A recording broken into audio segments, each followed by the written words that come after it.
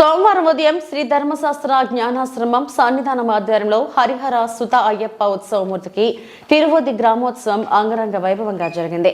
శ్రీ ధర్మశాస్త్ర జ్ఞానాశ్రమం ద్వితీయ వార్షికోత్సవం సందర్భంగా ఉత్సవాన్ని నిర్వహించారు. ఉదయం 4 గంటల నుండి విఘ్నేశ్వర పూజ, పుణ్యహోచనం, అయ్యప్ప స్వామి వారికి అభిషేకంలో, అర్చనలో, కోలాట బృందాలు, హరే రామ నామ సంకీర్తనలో, దక్షిణాది సన్నాయి మేళాలో, మహిళలచే పూర్ణ కలశాల మధ్య స్వామికి తిరువది ఉత్సవం చేపట్టారు. శ్రీ శ్రీ శ్రీ శ్రీ బాల త్రిపుర కాలభైరవ పీఠం వ్యవస్థాపకులు, అమ్మవారి ఉపాసకులు గణేష్ గురూజీ ఆధ్వర్యంలో తిరువది గ్రామోత్సవ కార్యక్రమం జరిగింది. కార్యక్రమంలో ధర్మశాస్త్ర జ్ఞానాశ్రమం శిష్య బృందం, గురుస్వాములు, గ్రామ ప్రజలు, పెద్దలు, భక్తులు పాల్గొన్నారు.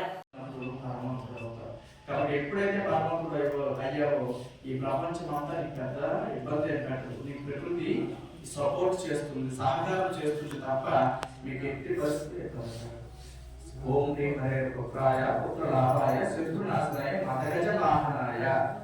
మదగజము అంటే ఏంటండి?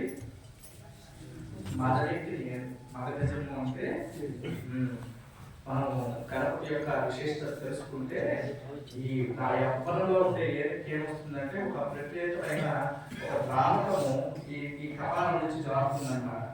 ఇక్కడి నుంచి ఆ చెవుల నుంచి ఒక ద్రావకం చేరుతుంటే ఆ ద్రావకము కస్తూరి మృగముల కంటే, కస్తూరి జపాది లేపనముల కంటే కొన్ని వేల రెట్లు ఎక్కువ సుగంధ ఫలితాన్ని ఆ మదగజ మొహం మీద వస్తూ, మీరు వెంకటరమణమూర్తిని పచ్చకర్పూరం అద్దినప్పుడు, కస్తూరిని అద్దినప్పుడు ఆయన ముఖం ఎలా తెలుస్తుంది? దీపకాంతులు చూడాలి చూడాలి చూడాలి అనిపిస్తుంది. మదగజ వాహనం కూడా అదే పరిస్థితి. ఆ ముఖ వసస్సు, తేజస్సు, ఆ మకరంగానికి ఎక్కడి నుంచో ఉండే తుమ్మిదలన్నీ కూడాను ఆ వేరు మొహం చుట్టూ తిరుగుతూ ఉంటాయి. ఆ మకరంగాన్ని ఎక్కడి నుంచి వచ్చింది ఏంటనేది చూడాలి.